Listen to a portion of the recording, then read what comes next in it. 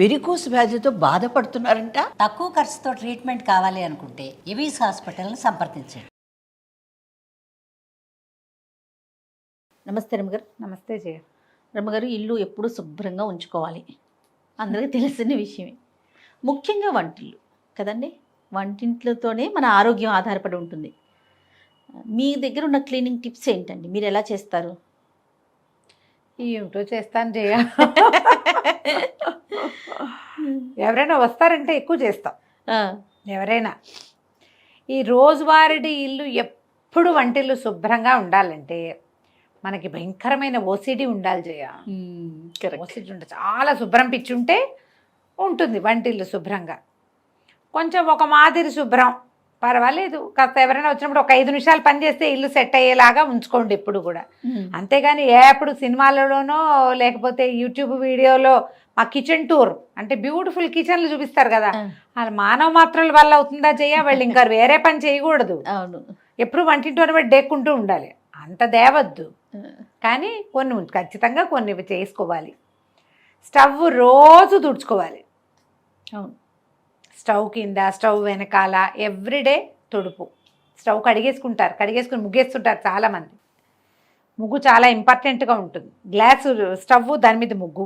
ఆ ముగ్గు ఎప్పుడు ఉండేది? ఇది వరకటి రోజుల్లో మనం ఏం చేసేవాళ్ళం, మట్టిపోయి అలుక్కుని దాని మీద ముగ్గు వేసుకునేవాళ్ళు. ఇప్పుడు గ్యాస్ స్టవ్ మీద కూడా ముగ్గు వేసుకుంటారు. పెద్దవాళ్ళు ఆ పాత అలవాటుతోటి వేసుకుంటారు. మీ చాయిస్లు ముగ్గులు వేసుకుంటారో వేసుకోరో, కానీ ఈ అలుగుడ్డలు ఏవి పెట్టి తుడుస్తామో వాటిని ఎప్పటికప్పుడు మార్చేయండి దయచేసి. అలుగుడ్డల్లోనే ఎక్కువగా బ్యాక్టీరియాలు ఉంటాయి. వాటిని ఉతికేసుకోవటం, ఎప్పటికప్పుడు ఫ్రెష్ శుభ్రమైన క్లాతులు వాడుకోవటం. ఏంటి చుడిదార్లు అవి ఇవి వేసుకుంటారు పిల్లలు, చున్నీలు, పల్చటి కాటన్ పీసులు కట్ చేసి పెట్టుకోవటం, తుడుచుకున్నాక బయటపారేయటం. సేపు అవే గుడ్డలు మురిగ్గా ఉండకూడదు. ఈ మురిగ్గా ఉండే బట్టలు చేత్తో పట్టుకున్నప్పుడే మనకి ఎక్కువ ప్రాబ్లమ్స్ వస్తాయి. ఎక్కువ ప్లాస్టిక్ సామాన్లు చేర్చుకోవద్దు. ఇప్పుడు మనకి ఏవో ఒకటి వస్తుంటాయి బయట నుంచి, డబ్బాలు బాగున్నాయని ఉంచకండి. ఉంచుతారు కదా, అవన్నీ మళ్ళీ తోముకుని ముంచుకుంటూ ఉండటం. ప్లాస్టిక్ వస్తువు డబ్బాలలో తిండి సామాగ్రి నిలవబెట్టకండి.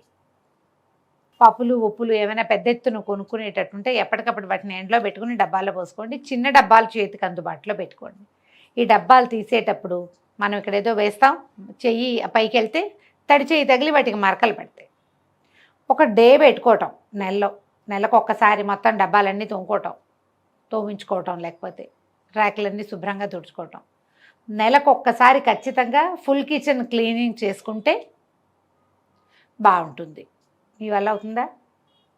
అదో రకంగా చూస్తున్నావు నువ్వు నాకేసి. నెలకు ఒకసారి నేనైతే ఆ టిప్ ఫాలో ఉంటాము గారు. ఎప్పుడు అయిపోతే అప్పుడు ఆ డబ్బా క్లీన్ చేసేసి కడిగి ఎండబెట్టి పెట్టేసి. అలాగే ఇప్పుడు నెలకు సరిపడానే ఉంటాయి కదా జనరల్గా.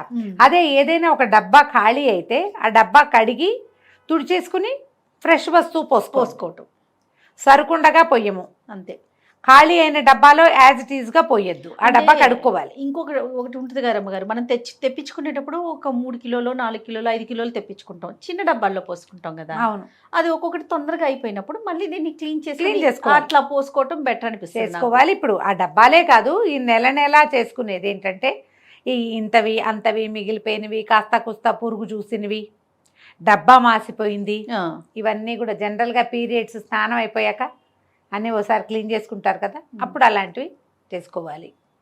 కిచెన్లో చేతులు తుడుచుకునే టవల్స్ అవును ఎప్పటికప్పుడు ఉతికేసుకోవాలి. ఎక్కువ ఉండాలి, ఉతికేసుకోవాలి. గట్లు తుడుచుకోవడానికి, స్టవ్ తుడుచుకోవడానికి సెపరేట్గా మెయింటైన్ చేయండి. ఈ స్టవ్ తుడిచే దాంతో డైనింగ్ టేబుల్ తుడవకూడదు. అవును, డైనింగ్ టేబుల్ తుడిచేది వేరు, స్టవ్ తుడిచేది వేరు, చేతులు తుడుచుకునేది వేరు, డబ్బాలు తుడుచుకునేది వేరు. చేతులు కూడా తడి చేతులు తుడుచుకునేది వేరు, మళ్ళీ పొడి చేతులు పట్టుకునేది వేరు. ఇన్ని వేరుగా ఉండాలి గ్యారంటీగా. అన్నిటికీ ఒకటే చేస్తే మీ ఇంట్లో తరచుగా మోషన్స్ లాంటి సమస్యలు కనపడతాయి, గమనించుకోండి. కనిపిస్తాయి. ఈ ర్యాకులు అవన్నీ కూడా ఇప్పుడంతా వచ్చినాయి కదా, మాడ్యులర్ కిచెన్స్ శుభ్రంగా ఉండటానికి, ఏదో నీట్గా కనపడడం కోసం. వీటికి కూడా నెలకు ఒకసారి స్ప్రే చేసి తుడుచుకోవటం. కాలిన్ లాంటివి మనం చేసుకోవచ్చు కూడా కొన్ని. ఈ మధ్య మా ఇంట్లో బయో ఎంజైమ్స్ ఎక్కువ చేస్తున్నారు జయ. మా వాళ్ళందరూ అక్కయ్యలంతా బయో ఎంజైమ్ చేస్తున్నారు. నాకు కూడా బోల్డ్ అని నిమ్మకాయలు వచ్చినప్పుడు, చాలా నిమ్మకాయలు వచ్చినాయి ఊరి నుంచి, అప్పుడు నిమ్మతోకలతోటి బయో ఎంజైమ్ చేసుకున్న లెమన్ది నేను. ఓకే, ఎలా చేశారండి? ఏం చేశారు? బయో ఎంజైమ్ అంటే ఇవి మనకి ఆ వీడియోలు దొరుకుతాయి, కానీ బోల్డెన్ ఉన్నాయి బయో ఎంజైమ్ చేసే విధానాలు. అది చెప్తా. 1 లీటర్ నీళ్ళకి 300 గ్రాముల కూర తొక్కులు కానీ, అదే నిమ్మకాయ డిప్పలు కానీ, పళ్ళు కానీ, మనం దేంతో చేయదలుచుకుంటే అవి 300 గ్రామ్స్, ఒక 100 గ్రాములు బెల్లం, ఇవన్నీ ఒక డబ్బాలో వేసి పెట్టుకోవాలి. 300 గ్రామ్స్ నిమ్మ తొక్కులు ఉన్నాయనుకో, నిమ్మ చెక్కలు ఉంటాయి కదా, పిండేసి పెట్టావా, ఆ పిండేసిన చెక్కలు కావాలంటే సన్నగా కూడా కట్ చేసేసుకోండి. అన్ని కట్ చేయకపోయినా ఏం నష్టం లేదు, అలాగే వేసుకోవచ్చు. 100 గ్రాములు బెల్లం వేసి 1 లీటర్ నీళ్ళు పోసి కదలకుండా చీకటిగా ఉండే చోట పెట్టాలి. మొదట రోజు ఆ మూతలు తీస్తుండాలి. అందులో ఎయిర్ ఫామ్ అవుతూ ఉంటుంది, ఏమనాలి దాన్ని, గ్యాసెస్ ఫామ్ అవుతాయి. ఆ కొన్ని రోజులు గ్యాస్ ఫామ్ అవటం ఆగిపోయిన తర్వాత ఈ మూత టైట్గా చేసి పక్కన పెట్టేసుకోవాలి. గ్లాస్ బాటిల్స్లో పెట్టకూడదు, ప్లాస్టిక్ బాటిల్లో పెట్టుకోవాలి. నేను ఊరికే రఫ్గా చెప్తున్నా, మీరు చూసుకోండి బయో ఎంజైమ్ చేయటం ఎట్లాగా అని. ఆ బయో ఎంజైమ్ చేసిన తర్వాత నాకు ప్రాణం హాయిగా ఉంది. స్టవ్ గట్టు చాలా క్లీన్గా ఉన్నాయి మావి. ఈ డిష్ వాషింగ్ లిక్విడ్ కొద్దిగా వేసి, కొంచెమే ఒక స్ప్రే బాటిల్స్ వస్తాయి కదా, వేసి బయో ఎంజైమ్ వేసి కనుక స్టవ్ గట్టు అవి క్లీన్ చేసుకుంటే ముసమలు తగ్గిపోయినాయి, ఈగలు దోమలు చాలా తగ్గిపోతాయి, వంటింట్లో తిరిగే ఫ్లైస్ సమస్యలు చాలా తగ్గుతాయి. బయో ఎంజైమ్స్ చాలా బాగుంటాయి. చూడండి, మీరు వాటిని చాలా విషయాల్లో వాడుకోవచ్చు. ఆఖరికి వాషింగ్ మిషన్లో కూడా వేసుకోవచ్చు దాన్ని. ఇల్లు తుడిచేటప్పుడు కొద్దిగా ఒక డ్రాప్ బయో ఎంజైమ్ వేసి తుడిస్తే ఇల్లు క్లీన్గా ఉంటుంది. లెమన్ తోటి అయితే బ్రహ్మాండంగా ఉంది. నా దగ్గర అదే ఉంది, నేను వేరే ఏం చేయలే, అంత ఓపిక లేదు. ఈ ఒకటి కూడా బోల్డ్ అని నిమ్మకాయలు వచ్చినాయి, ఆ రసం అంతా తీసి పెట్టా, డిప్పలు వేస్ట్ అయిపోతాయని ఈ పని చేశా. ఓకే, అలాంటివి ఏమైనా అలవాటు చేసుకోండి. హౌస్ క్లీనింగ్ కెమికల్స్ కాకుండా ఎక్కువ కెమికల్ థింగ్స్ కాకుండా. తర్వాత ఏమో యాపిల్ సైడర్ వెనిగరు, అందులో 2 నిమ్మకాయ తొక్కులేసి నీళ్ళల్లో యాపిల్ సైడర్ వెనిగర్ వేయటం, 2 నిమ్మ డిప్పలు వేసేయటం, అది స్ప్రే చేసి తుడుచుకోవటం. జిడ్డు బాగా కట్ అవుతుంది, క్లీన్గా ఉంటాయి.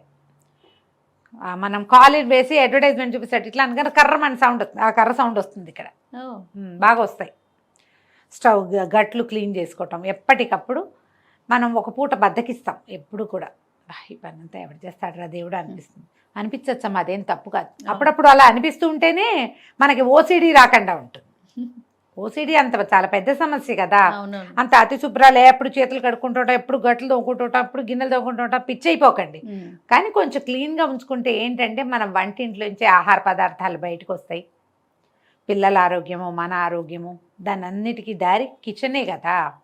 కదా, ఎప్పటికప్పుడు క్లీన్ చేసేందుకు ఒక ప్రాక్టీస్ ఉంచుకోండి. ఇది నేర్చుకోవాలి. ఎప్పుడైనా ఓసారి చీటింగ్ చేయొచ్చు, once in a while cheating చేయొచ్చు, కానీ రోజు వారడి ఎప్పటికప్పుడు క్లీన్ చేసుకోవటం. కిచెన్ సింకులు క్లీన్గా ఉంచుకోవాలి, కిచెన్ గట్టు ప్లాట్ఫామ్స్ క్లీన్గా ఉంచకపోతే అనారోగ్యాలు వస్తాయి. వాటిల్లో మనం ఎక్కువగా దొరికేది ఏంటంటే ఇగో motions, vomitings, stomach disturbances, stomach disorders, వాటిల్లోకి వెళ్తాం. కాబట్టి వీటిని కొంచెం చక్కగా ఉంచుకోవటం. చాకులు అవన్నీ, బెల్లం తరిగిన చాకు అలాగే పెట్టేకన్నా బెల్లం తరిగిన చాకుని శుభ్రంగా కడిగేసుకోవటము, లేదా తడిపెట్టి తుడిచేసుకోవటము.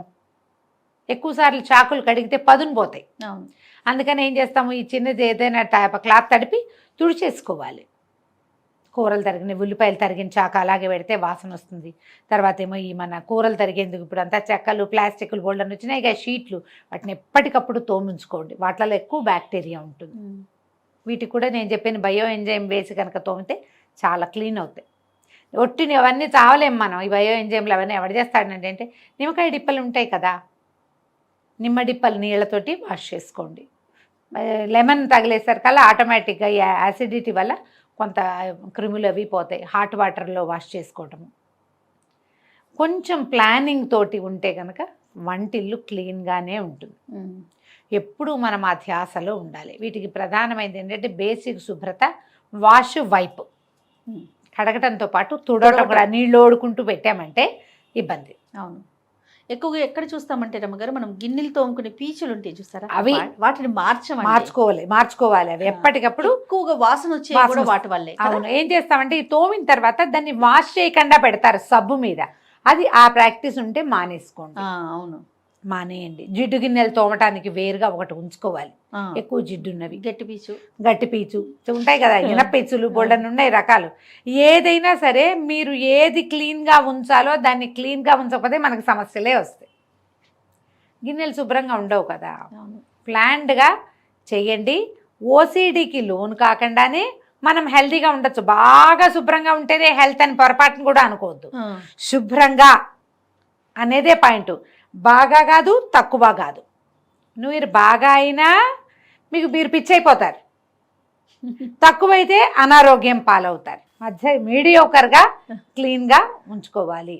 ఈ మీడియోకర్ థింగ్స్ చాలా విషయాలు కూడా, బట్టలకు కూడా విపరీతంగా సర్ఫ్ పోసేయటం, అవును. ఈ డిష్ వాషింగ్ లిక్విడ్ పోసేయటం, అతిగా సబ్బు వాడకము, అతిగా డిష్ వాషింగ్ లిక్విడ్స్ వాడడము, వీటితోటి కూడా క్యాన్సర్లు వస్తాయి. అవన్నీ కార్సినోజెనికే, అన్ని కార్సినోజెనికే. ఏవి మనం వాటిలోంచి బయటపడలేము. శుభ్రంగా కడుక్కోవాలి కదా. ఎన్ని నీళ్లు పోస్తే కడుగుతాం? ఇంతంత నురుగులు తెప్పించటం, నురుగు పిచ్చి అవును. కొంతమందికి. అవి తగ్గించుకోండి. అవి ఏమంత మంచి పద్ధతి కాదు. ఏమైనా ఇంట్లో బొద్దింకలు లాంటివి ఉంటే అవి ఆహార పదార్థాలకి మీదకి వచ్చేయకుండా బొద్దింకలకి మందు కొట్టించుకోండి, లేదా మందు పెట్టించుకోండి. 5 ఏళ్ళకోసారి 3 ఏళ్ళకోసారి పెట్టేవి కనపడుతున్నాయి, అలాంటిది ఏదైనా ట్రై చేయండి. తర్వాత పదార్థాలకి మూతలు పెట్టడం ప్రాక్టీస్ చేయండి. మెయిన్ అది. బాటిల్స్కి మూతలు పెట్టడం, డబ్బాకి మూత పెట్టడం, గిన్నెల మీద మూతలు పెట్టడం, కాగిన పాల మీద ఒక మూత ఉంచటం. కాఫీ కలుపుకున్నాం, మనం ఒక కప్పు తాగాం, ఇంకో అరకప్పు ఉంది, పని మనిషి వస్తున్నాడు, భార్య ఎక్కడ, దాన్ని ఎత్తున ఒక మూత, ఒక గ్లాసులో పోసాం, దాన్ని ఎత్తున మూత. ఇవి ప్రాక్టీస్ ఉంచుకోండి. ఇవన్నీ హెల్తీ టిప్సే. మనకు తెలుసు, ఏం తెలియదు ఇందులో మనకి, ఉంటాము. ఏం తెలీదు, జస్ట్ కొంచెం ఐడియా ఉంటే సరిపోతుంది. మీ వంటిల్తి శుభ్రతే మీ ఆరోగ్యానికి మొదటి మెట్టు. అంతే కదా. అంతే రమ్మగారు. నమస్తే. నమస్తే జయ.